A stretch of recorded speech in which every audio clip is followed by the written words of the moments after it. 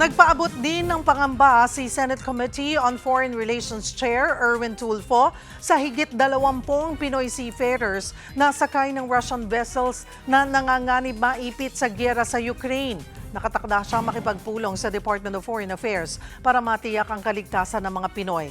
Pinatitiyak din ng senador na mabibigay ang karapatan ng Pinoy war prisoner na sa Ukraine na si Raymond Gumangan. Isa si Gumangan sa mga Pinoy na na-recruit na nagtatrabaho o na magtrabaho sa Russia pero pagdating doon ay isinabak sa giyera. Dahil dito, muling nagbabala ang DFA sa mga Pilipino na huwag basta-basta kakagat sa mga inaalok na trabaho sa ibang bansa.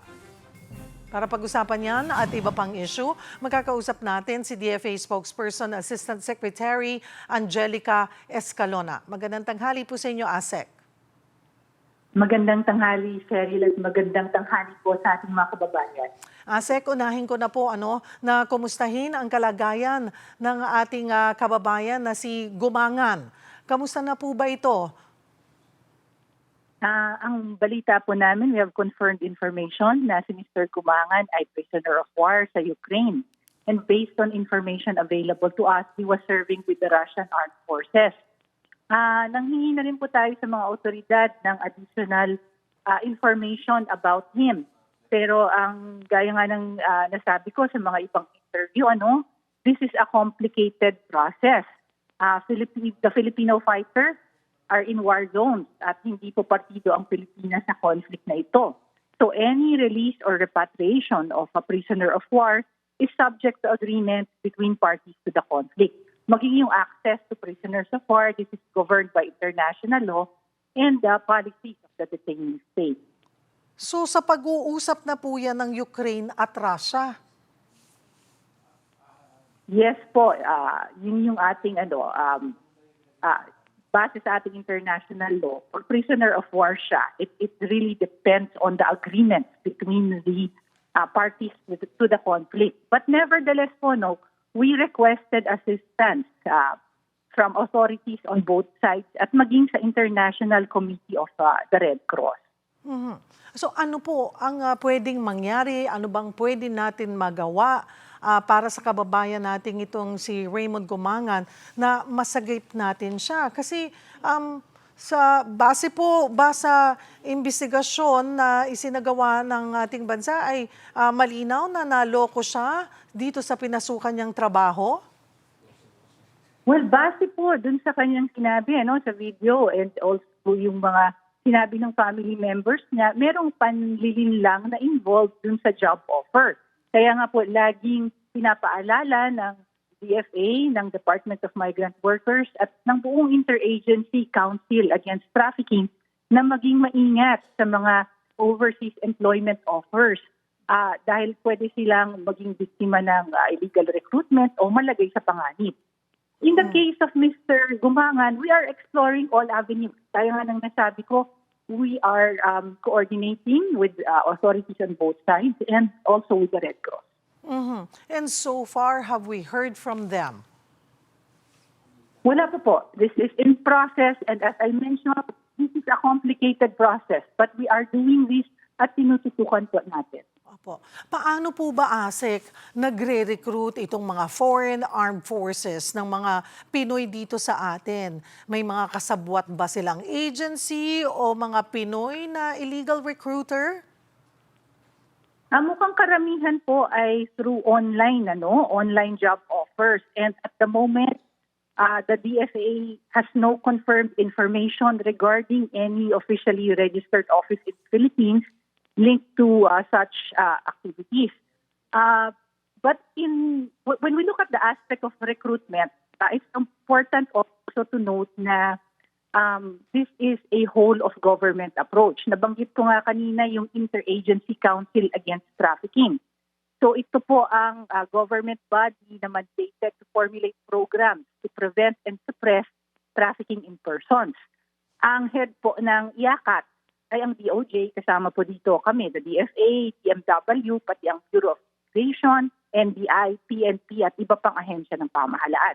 Because prevention of illegal recruitment and trafficking in persons requires a whole of government approach. Bakit daw ho kaya? Magkano ba ang inaalok na sahod, ASEC, at kumakagat ang ating mga kababayan dito sa pagre-recruit sa kanila? Iba-iba po yung claims, mga ilang libo po yan, malalaking halaga. But again, this is being investigated by IACAT. May datos na ba ang DFA kung ilang Pinoy ngayon ang na-scam at na-deploy dito po sa mga foreign armed conflicts? Sa kasalukuyan, wala po tayong tiyak na bilang, but ang DFA ay mayroong 5 active requests for assistance involving Filipinos fighting in this conflict.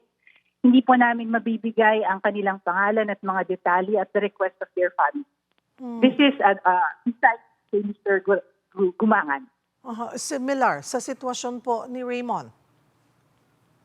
Yes, so 5 other active requests for assistance involving Filipinos there. Okay. Pwede rin ho bang makasuhan yung mga Pilipino na sasabak sa mga foreign armed conflict kahit na lumalabas na niloko lamang po sila? We're at the moment, we cannot really say, because we don't have complete information, hindi po namin masasabi kung sila ay magkakaroon ng legal consequences o mawawala ng Philippine citizenship. So ang masasabi lang namin as far as the law is concerned, the loss of Philippine citizenship on the ground of foreign military service requires rendering service to a foreign armed force and taking an oath of allegiance. So wala pa tayong verified information, not enough information, so we cannot really comment yet. Ase kapag Filipino o dual citizen ka, bawal kang sumali, di ba, sa militar ng ibang bansa. So ano pong mangyayari sa kanila? Marirevoke ba yung citizenship nila? Or katulad nga po nito ay iba yung sitwasyon eh. Parang naloko po sila eh. Kaya nga po, hindi pa kami nagsasabi ng anything definite about it. We cannot say with certainty we are assisting him because we have no proof at the moment. We don't have all the full information na fulfill yung requirements ng batas tungkol sa loss of Philippine citizenship. Ayon po kay Senator Erwin Tulfo, nasa 24 Pinoy seafarers yung naiipit sa Russia dahil nga po sa giyera sa Ukraine. May impormasyon po ba tayo kung nasaan sila at kung kumusta rin po ang lagay ng ating mga kababayan? The DMW and DFA are looking into this matter. So sabi nga po ni Secretary Hans Gakdak, the DMW is currently validating the identity and the deployment records of the seafarers. So wala pa po, so nandun pa po tayo sa proseso ng verifying yung mga pangalan. Opo. Hingi na rin po kami ng update, ASEC, doon sa Pinay na binugbog ng isang foreigner sa isang mall sa Singapore. Kumusta na po ang kanyang kalagayan? Opo, in touch naman po ang ating embahada through the Migrant Workers Office and OWA in Singapore. Nag-reach out na sila dun sa victim and they offered assistance. But we cannot disclose details muna that could affect ongoing measures or aggravate the situation. But tinutulungan po siya. Pero doon po sa huli, ay nagsampa na po ng kaso, di po ba? Nasampahan na ng kaso yung suspect?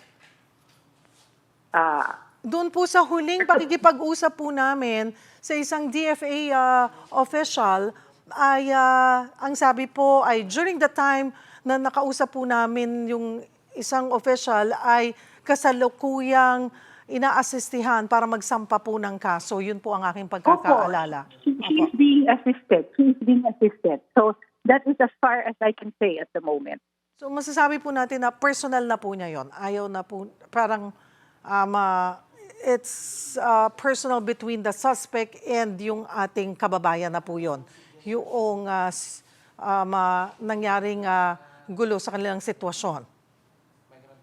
All I can say is she's being assisted po, and we cannot say anything that could aggravate the situation. Alright. Balikan ko lamang po ng kaunti yung sitwasyon po ni Raymond. Ma'am, sabi niyo nga po ay nag-reach out na tayo sa dalawang bansa and sa tulong din ng naghumingi din tayo ng tulong assistance sa Red Cross. Pero mayroon na po bang kababayan or any official na nakausap na si Raymond and or hindi po posible yun because nga prisoner of war siya? We have requested for more information and requested for access, but again, we have to wait for the authorities of the detaining state because of his status as a prisoner of war. Ano po ang may ang atin po bang kayo po sa DFA or ang DMW ay patuloy ang ugnayan po sa pamilya ni Raymond? And so far, ano po yung assistance na naibibigay natin sa kanyang pamilya? Opo, it's the DMW who is directly in assistance with the family of Raymond. But again, on our side, we are coordinating with authorities. Siguro dito, I'd really like to emphasize na ang importante is that highlight natin yung messaging sa ating mga kababayan na mag-ingat sa mga online job offers because marami pong mapaninlang na job offers. At mainam po na i-verify ang mga job offers, mga recruitment agencies, recruiters, at employers sa DMW. Alright, marami pong salamat for the update. DFA spokesperson, Assistant Secretary Angelica Escalona.